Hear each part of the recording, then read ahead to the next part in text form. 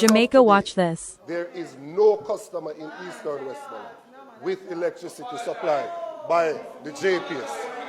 None. Not one. Not one single solitary one. One dege. No, I met with Mr. Hugh Grant.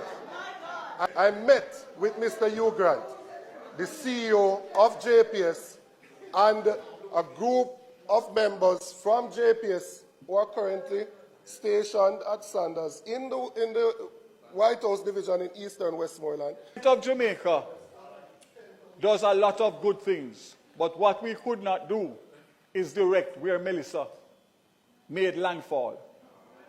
And therefore, a lot of what is being said here is not because of any other reason of the geographic location of the landing and the damage that was done.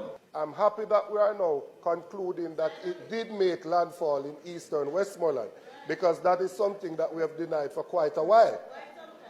And Mr. Speaker, it doesn't matter about the geographical location. A generator can be placed in Betheltown. It can be done, sir. Right? It can be done. And 150 million US can buy a generator for the people in Betheltown.